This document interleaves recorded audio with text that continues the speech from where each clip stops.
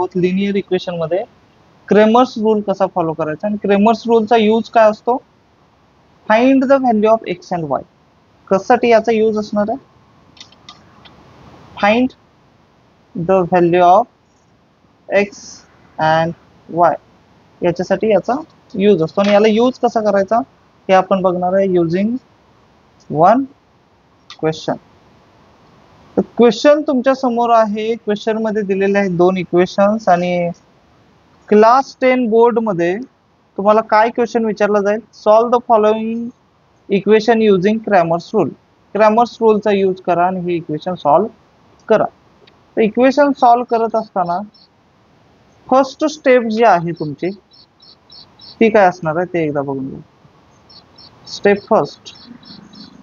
Step first असणार आहे की इक्वेशनला ax plus by is equal to c या टर्म मध्ये लिहून घ्या कसं लिहून घ्यायचं आहे ax plus by is equal to c आता इक्वेशन फर्स्ट आणि इक्वेशन सेकंड हे या पद्धतीने आपल्याला दिसत नाही तर यांना आपण असं लिहून घेऊया राईट x अँड सुरुवातीला इक्वेशन घेतो मी 4x plus 3y minus 4 is equal to 0 आणि हे इक्वेशन आहे 6x is equal to 8 minus 5y okay तर आता लक्ष देण्याची वेळ आहे हा झाला ax 4x म्हणजेच कोण ax this is by and this is a c 6x means ax 8 is c and 5y म्हणजेच काय bx पण आपल्याला इक्वेशन कसं हवंय ax plus by is equal to c या टर्म मध्ये हवं आहे याचाच अर्थ आपल्याला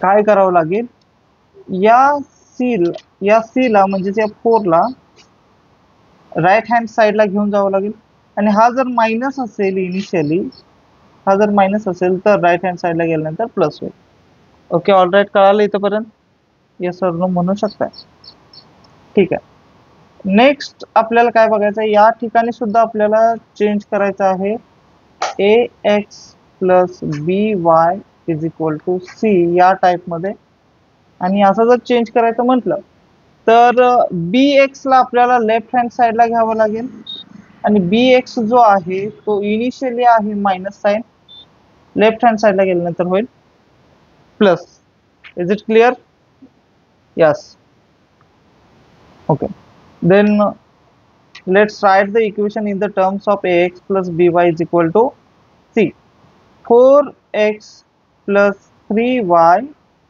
is equal to 4 6x plus 5y is equal to 8 आता या इक्वेशनला नेम्स दिवे equation 1 and equation 2 okay all right कळालं इथपर्यंत तरी ठीक आहे आता येते स्टेप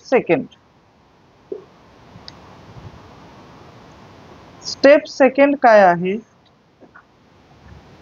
फाइंड आता फाइंड काय करायचं आपल्याला a1 b1 c1 a2 b2 and c ही आहे स्टेप सेकंड यांना आपल्याला फाइंड आउट करायचं आहे तर यांना फाइंड आउट करूया बघा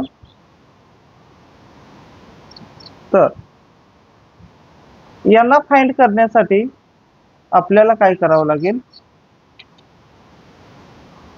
part A equation 1 compare with ax a1x plus b1y is equal to c1 लक्षात येतं इक्वेशन 1 या इक्वेशन सोबत कंपेयर करायचं तर कंपेयर करूया आपण काय काय होतं बघूया सुरुवातीला इक्वेशन लिहून घ्यायचं आपण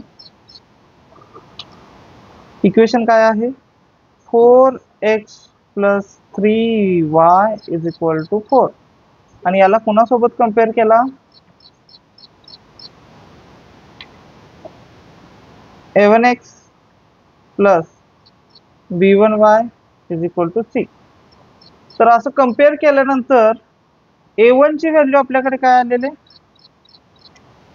4, b1 ची value 3 and c1 is 4. All right, then we get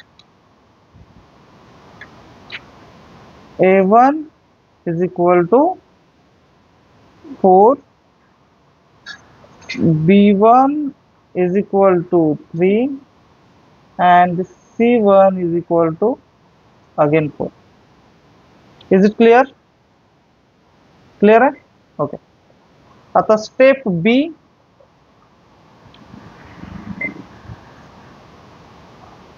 equation 2 compare with, कशासोबत कंपेअर करायचं याला, a2x plus b2y is equal to c2 याच्यासोबत कंपेअर करायचं आहे. आणि आपल्याला इक्वेशन काय आलेलं 6x plus 5y is equal to 8.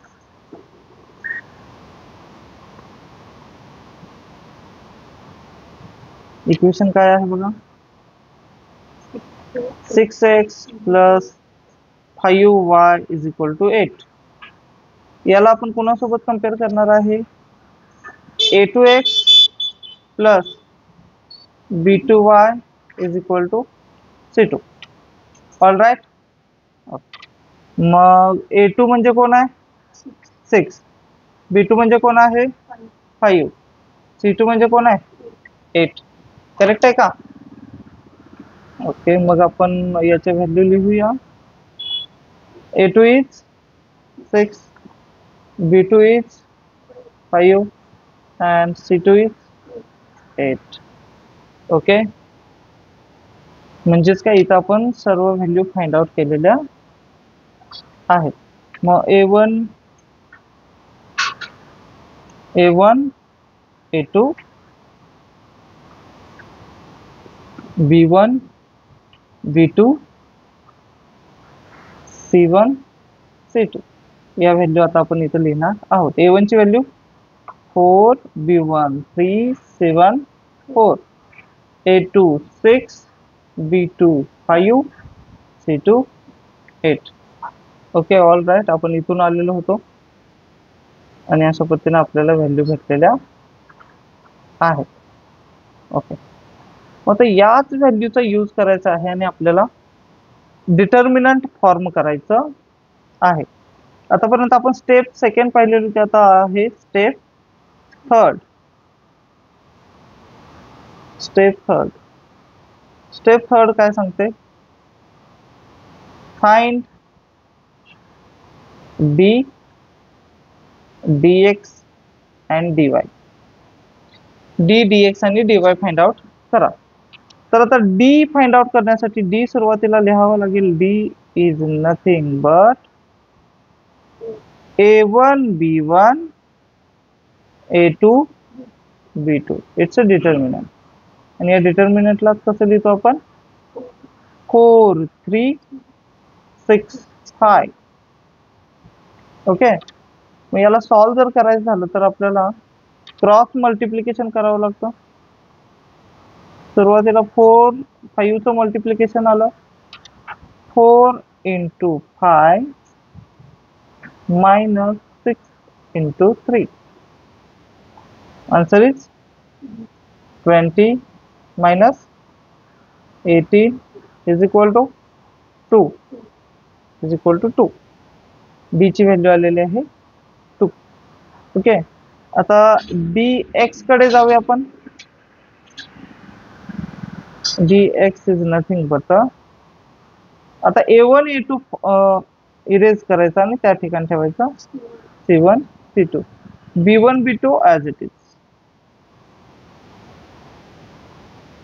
याच्या व्हॅल्यू 4 8 आणि b1 b2 साठी 3 5.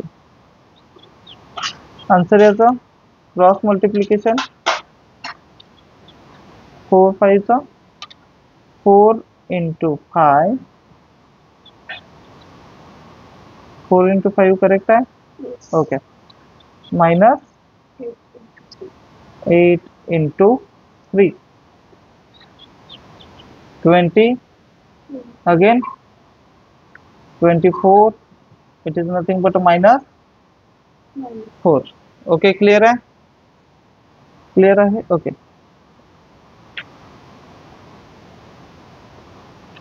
dy बघा,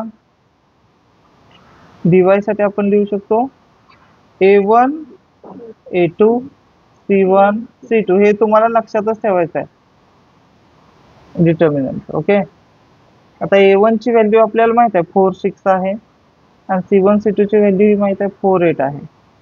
ओके, मग क्रॉस मल्टिप्लिकेशन, सुरुवातीचं मल्टिप्लिकेशन 4 8 असेल आणि सेकंड मल्टिप्लिकेशन 6 4 असेल. तर मल्टिप्लिकेशन करूया 4 into 8 minus 6 into 4, 32, 24. Answer is 8 ना, 8. ओके, मग डी ची व्हॅल्यू आपण फाइंड आउट केलेली होती 2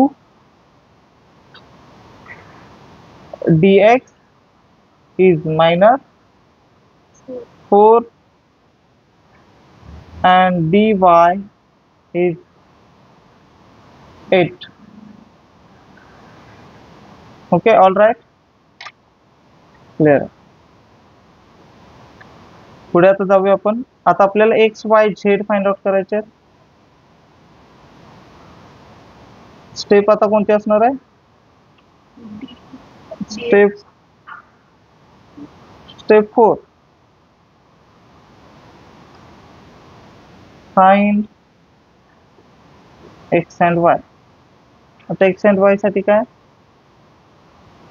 फॉर्म्युला काय असेल बघा, d x is nothing but dx divided by d and y is nothing but dy divided by d. Okay, dx ची व्हॅल्यू -4, dy ची value 8 and d is 2. That means answer is -2 and 4. Okay, here we write the result.